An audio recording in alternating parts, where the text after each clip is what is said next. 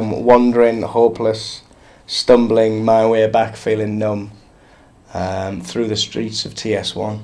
And then a lot of people from Middlesbrough have liked that one just because of the reference to TS1, and that's just based. And then I think when I was writing it, I just had in my head about all the different kind of memories and stories of getting absolutely wrecked in Middlesbrough town centre and making our way home at God knows what time. And that was then. I knew when I had that line, I was like, right, I've got a tune here. Street lights shining so bright I can hardly see silhouettes of you and me. I mean, it's kind of self-explanatory. I guess if you listen, it's not difficult to kind of understand what it means and stuff like that. That was just me describing kind of getting home. Yeah, if you kind of read that in a nutshell, I'm smashed. Like I could hardly see. I could only see silhouettes of whoever I was with. The best thing for me about songwriting is I have my version of what the song means and what I've written it about, but then everyone else takes their own little segment of that and relates to it in their own way, and that's absolutely the best thing about songwriting. And then, I think in my head I was just thinking, reminiscing about the times of, I'd always have the same walk home from no matter where I went out, whether I was out for a gig or I'd always bring a lot of people back to the house I was in as well, to continue on the night and have a party or whatever. And I guess I was kind of picturing that walk I always had through TS1 all the way back to the house, because I'd never get a taxi or anything like that, because it was literally like probably less than half a mile away from the very centre of Middlesbrough, Linfob Road. Let's rise up, don't make up, and break through all the noise that we can't hear. I guess that's about saying, I don't know, I've always been quite, I've always wanted to motivate and inspire and prove. I've always been big on proving myself sort of right, and I've always been very kind of tried to be a really driven person, and I think my number one sort of message I want to give off is to always motivate and inspire people within the same position. And I grew up in a small town, of Middlesbrough. It's a fantastic place to live, and I absolutely love it.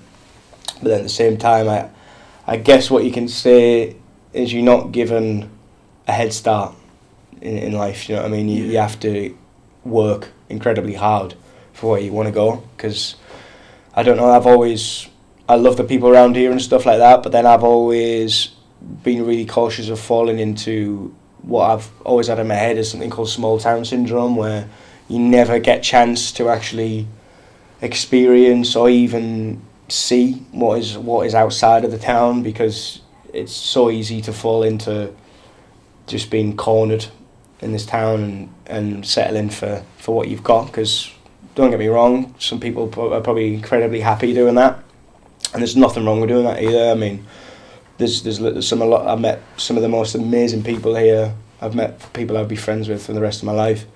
But for me personally, I've never wanted to just stay here. You know what I mean? I've wanted to definitely have this. This has always been my home. This has always been my base. But I've always wanted to kind of expand the horizons and I guess let's rise up, don't make up, and break through all the noise that we can't hear is about doing that.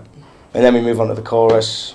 I just put I in it for the melody, and then said you didn't want it, said you didn't need it. Well, stay right to the end, I guess, is probably like about when people contradict themselves. I've contradicted myself a lot.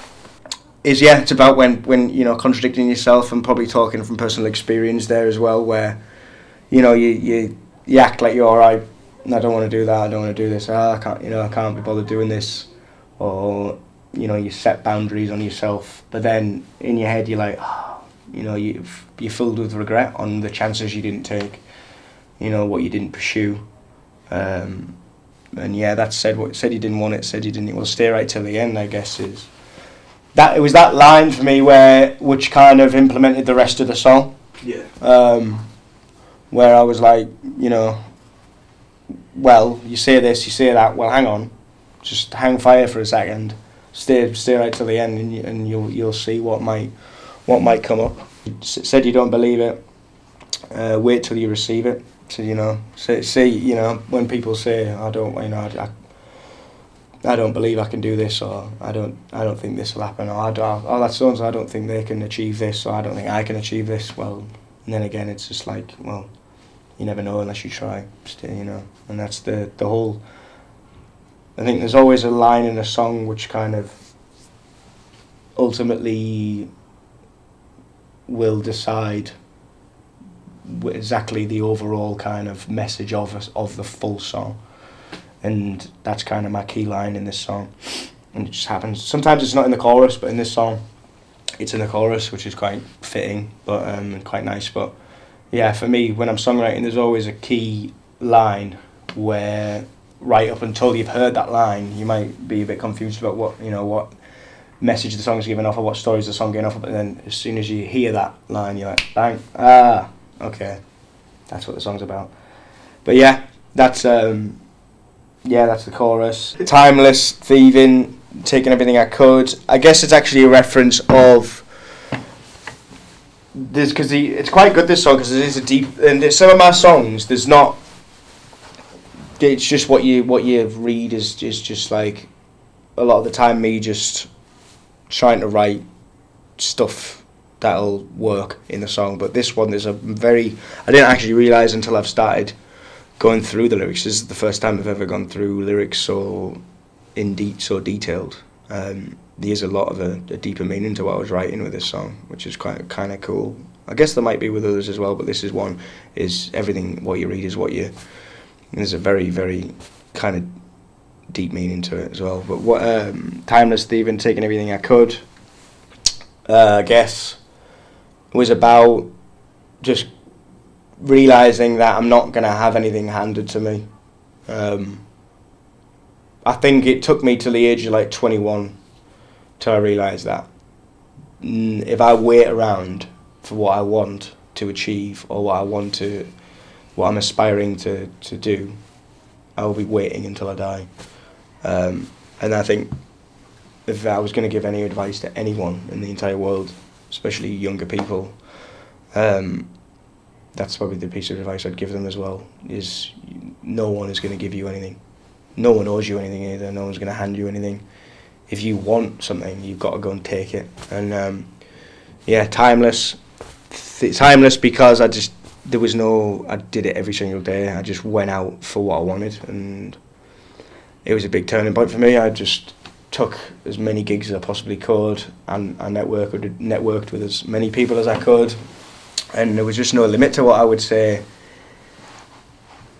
no to. I wouldn't, I mean, within reason, obviously. I wouldn't just go out and do, like, something terrible. Yeah. But obviously, I took as many opportunities as I could, and I still continue to do that now, really. And then you just hold them in and make them work in your favour, and I guess that's what...